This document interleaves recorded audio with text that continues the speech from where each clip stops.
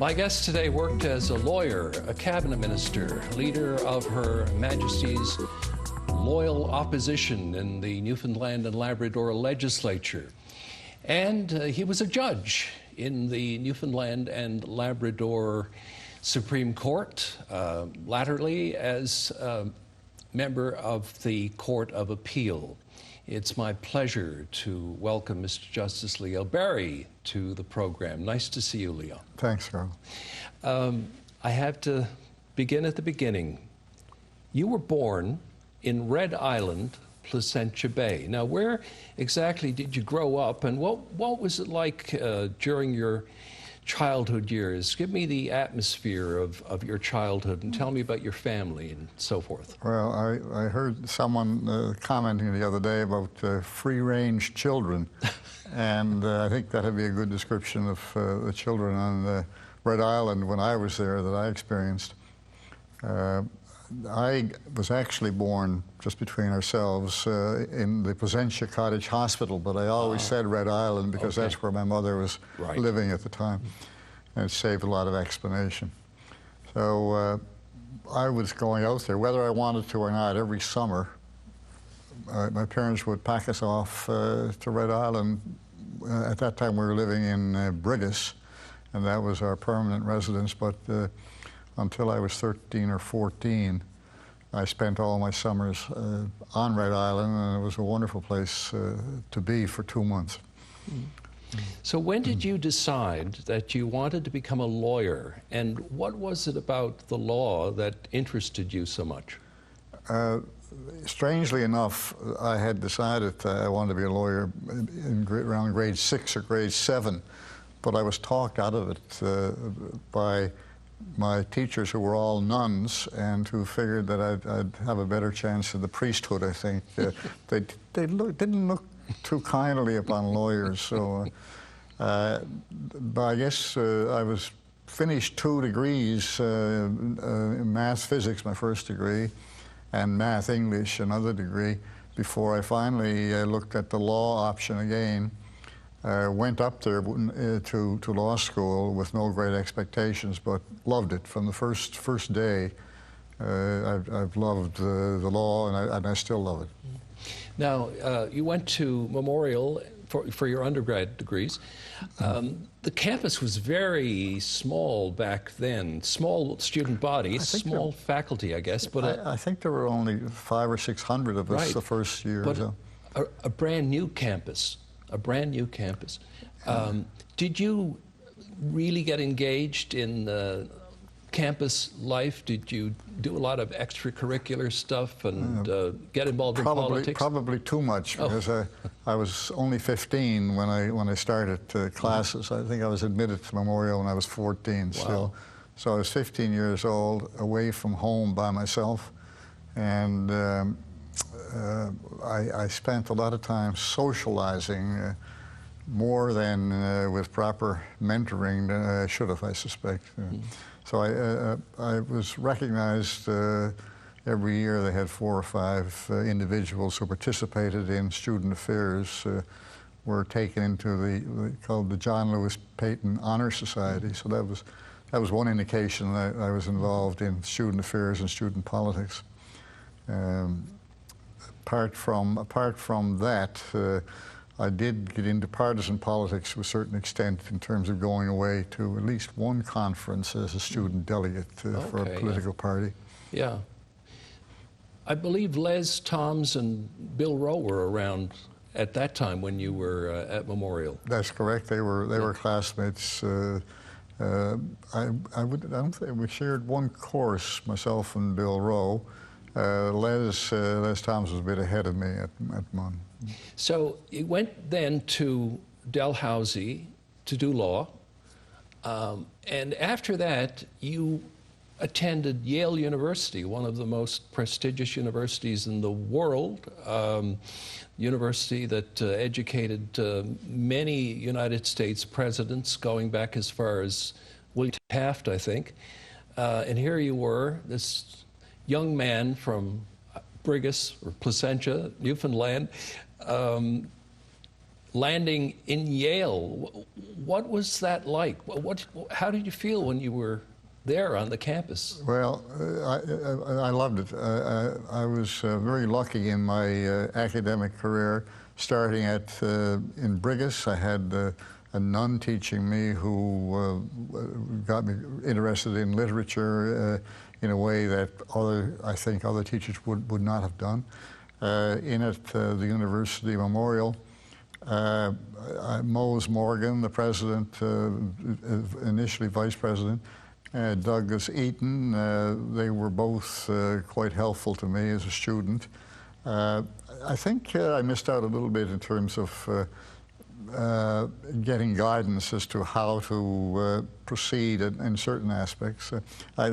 You probably don't know this, but I was the leading man in Tennessee Williams' Summer and Smoke Really? in my third year, and I spent more time in theatrical guys than in academia. Where was that? This was at Memorial. At Memorial, yeah. Okay. So it was. Now, when I got to Dal, again, I hit Horace Reed, who was the dean of the law school and a wonderful man, very helpful to students, including myself. Again, the vice president, ultimately the president of Dal, arranged to have this professor come up from Yale, and they awarded one scholarship, which I was lucky enough to get. The individual who arranged it for me at Yale ended up as the president of the American Society of International Law, so he was top caliber, and again, very kind to me, and I thought the way they presented themselves helped me a lot. So it was international law you were studying at Yale? That was what my major paper involved. Interestingly, it was international law as it related to climate change, which was referred to as weather modification at that time. Wow. But that was back in 1967, 68. So I've had an interest in matters relating to climate change ever since. So then you end up back in St. John's, or here in St. John's, and with some colleagues you start a law firm. And in '72, you threw your hat into the political ring. Sooner than I wanted to. Yeah, I was really too young to be taking time out from the law practice and going into politics, but it was a case of opportunities arise, and you either take them or lose them. And in this case, I went down to Buren, Placentia West, to run against the Liberal candidate at that time, who had trounced others in politics since 1949. He was one of Joey Smallwood's group, and nobody could lay a hand on him until in the space of 10 days we had for the campaign by the time the nomination process took place and so forth. So we were fortunate enough. When I went to bed that night, I was ahead by 10 votes. Wow. So wow. It was interesting. So this was, the '72 election was when Frank Morris was taking on Joey, right? That was the second election. Second go. Yeah. The first election in '71, they had to do all over because of the burning of the ballots. Yeah. So here you are, you're the member for Placentia West, and Frank Morris invites you into the cabinet. Mm-hmm. He offered you Mines and Energy. Mm-hmm. Now, I would imagine that I guess the oil and gas industry, oil and gas development was maybe a little bit beyond the embryonic stage at that point, but still very, very early. Did that file preoccupy you while you were the Minister of Mines and Energy? It did, and on the energy side, we also had the crisis, the oil crisis. About a month after I was appointed, I was thrown in the middle of this turmoil where the Middle East had basically taken over pricing, and the North American and Europeans were suffering as a result. So there was a lot of international matters. There were programs to insulate homes better so that they can conserve energy. And in Newfoundland, we were fortunate enough to have indications of oil and gas, but nothing proven until August of '79. I came out to a press conference with a little vial of Texas tea and had everybody sample it and feel it. And it was not only oil, it was high-grade oil. It was very clean, still is what's being produced off Newfoundland and Labrador. And I felt that while there are a lot of problems there, it's better to have the problems of plenty rather than the problems of poverty. We've lost a lot of time and a lot of good people by not having, not being able to give them what they needed to progress. I knew there would be problems with oil and gas, but I also knew there'd be tremendous benefit, and I think it's been proven out. Although right now, we're sort of caught between those who want to get us out of the oil and gas industry, and those who say that we can still have a good future there. Leo, you managed to get through one term, and then in '75 you lost your seat. That was a contentious election as well, because I think Joey Smallwood had the Liberal Reform Party then. Ed Roberts was leading the Liberal Party. Right. And you lost your seat. How did you feel about that loss, and why do you think you lost? Well, I still wonder, and I haven't had anybody really tell me the reason. There was a little bit of a smear campaign that proved successful, but by and large, I take responsibility for not to fail in looking after the district, because my district was well looked after, and I spent a lot of time down there. But the person who had beaten me the previous election came back and solidified the campaign. Our campaign, by the way, in '71 or '72 was marvelous, because we set up a system where I did 2 meetings a night in the various communities all around the district, and then I knocked on doors every day during the election for the as I say, 10-day campaign. So we had a real spark going.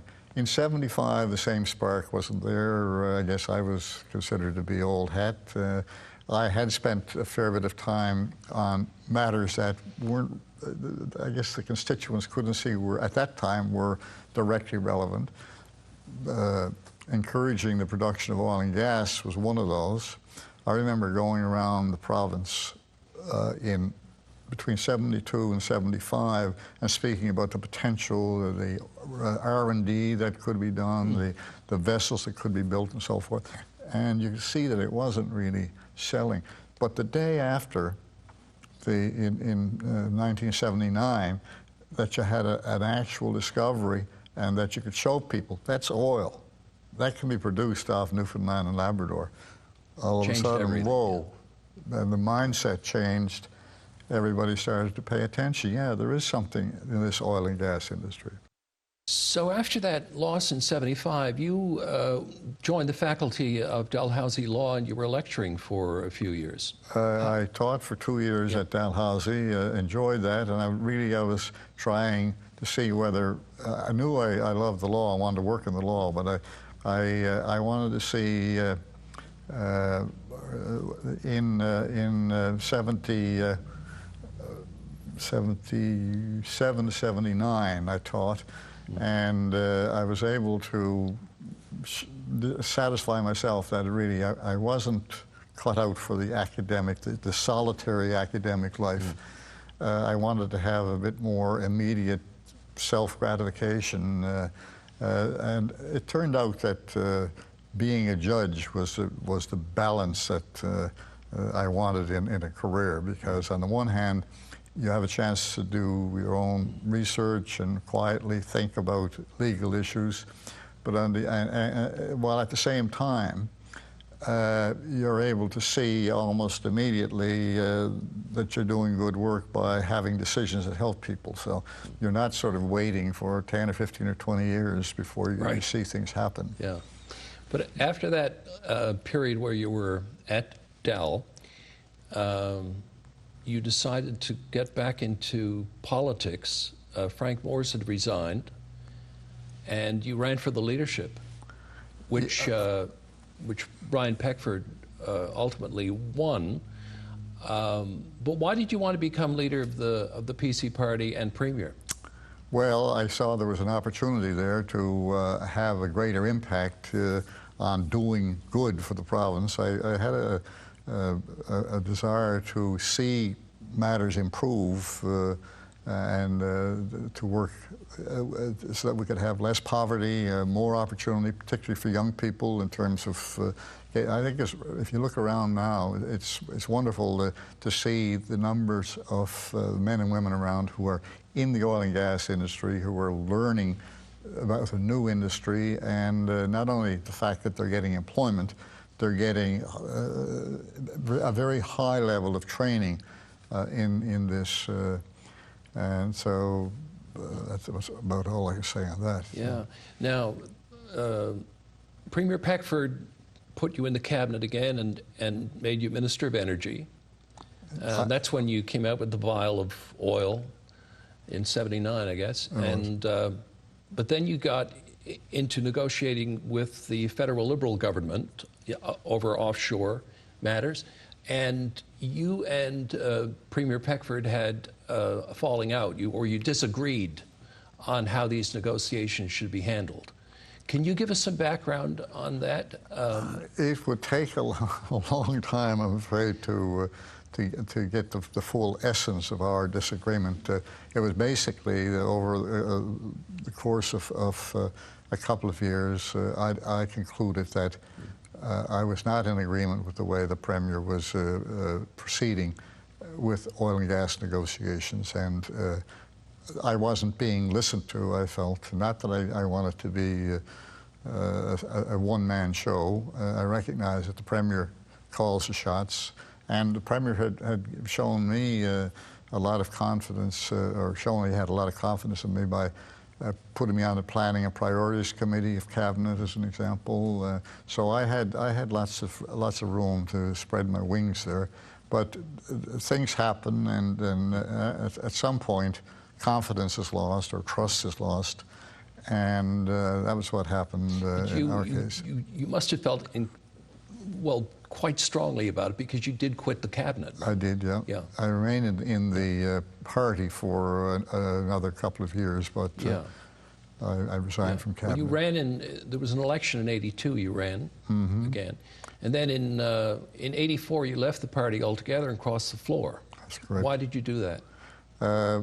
I felt that basically the Premier Peckford had fallen into the same trap that Premier Smallwood had, and that it had become too much a one-person show, and we needed better opposition. If not, if you can't win in cabinet in terms of having an impact, and you're dissatisfied with the inability to do that, then I felt that I had to make a change, and I felt that the province needed a good opposition, and there were only seven.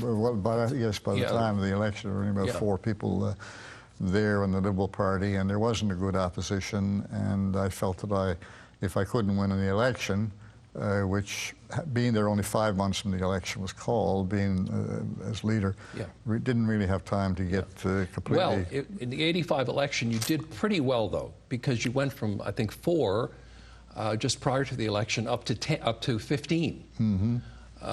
Not only that, I don't think this was ever looked at, but if you analyze the districts, there were 631 votes that could have been sprinkled in the right districts, and that would have made the difference. Now, that's a fanciful concept, but to show you everybody's vote counts. Well, when you're into an area where 631 can make a change of government, I thought we'd done quite well. Yeah, and I mean, in terms of numbers, 15 in opposition is a lot better than 4. But also, I want to ask you, what does it take to be a timely and effective opposition?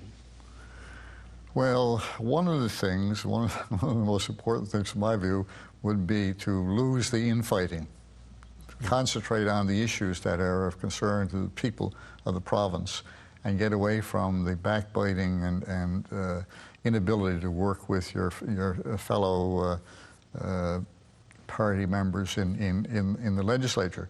And I see again the same thing is happening to some extent in that there's been an awful lot of focus by the politicians on the process and not enough on dealing with the problems that will make people's lives better. Yeah, yeah.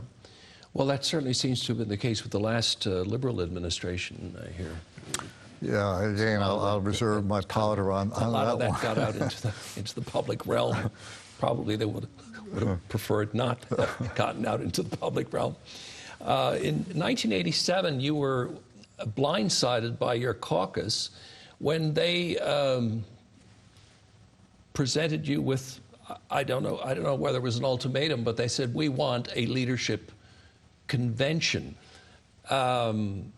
This kind of came out of nowhere, and I can't imagine what pressure you must have been feeling at that time, knowing that this could lead to you having to give up the leadership of the party and so on. What was going through your mind when all of that happened? There was a lot of frustration, and I have to say a bit of anger as well because natural. What I really objected to was not that there should be a test on my leadership or questioning my leadership, but I really objected to the going behind my back, and not one of the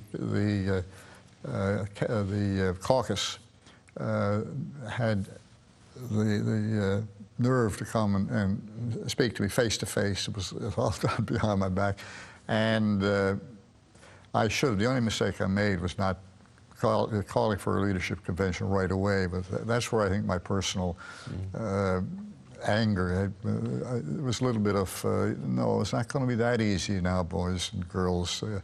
It's going to take more than that. So I hung on for 5 or 6 months longer than I should have in retrospect.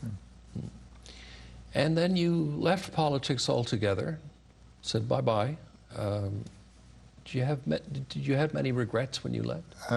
Yes. One of the things I most regretted was I felt that I had let down some of my supporters, who had spent a lot of time and effort in helping me become leader and in dealing with elections. And that bothered me, but I had come to the conclusion that I still wanted to make a contribution to the province. I felt that I could do that through the court system. Well, you certainly did. You certainly did. Quite a lengthy, distinguished career in the Supreme Court, beginning with the trial division and then ending up in the Court of Appeal. There are lawyers who I suppose want nothing to do with becoming a judge. It's not something that all lawyers aspire to be. What do you think are the qualities that a judge should possess? Well, one of my granddaughters suggested that you had to be able to organize well your sock drawer. She noted that I was a little obsessive-compulsive about the way I looked after my clothes, my sock drawer. So she felt that that was one area where to be a good judge, you have to have control.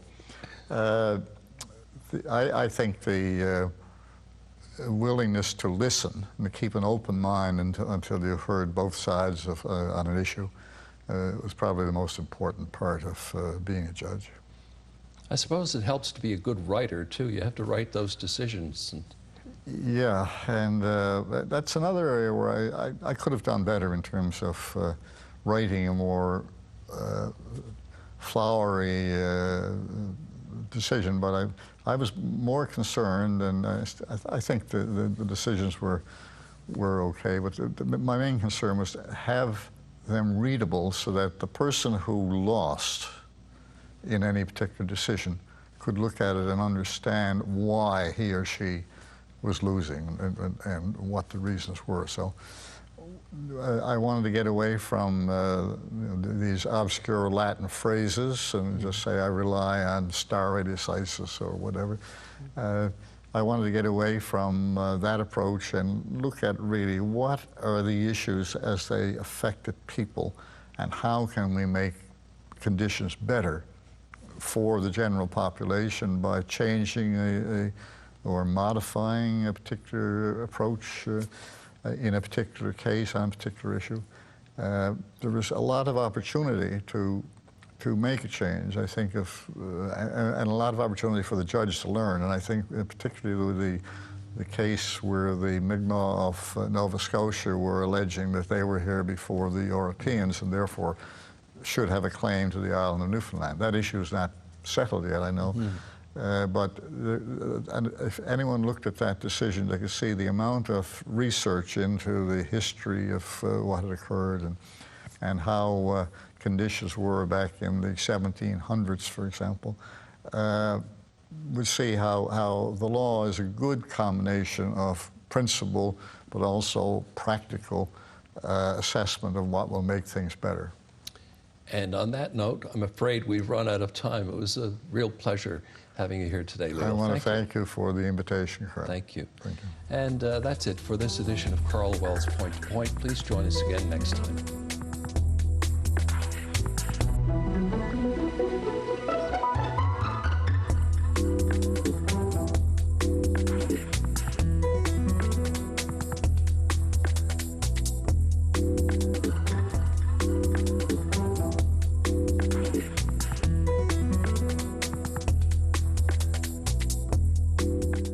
If you want convenience, Marie's Money Mart is here for you. A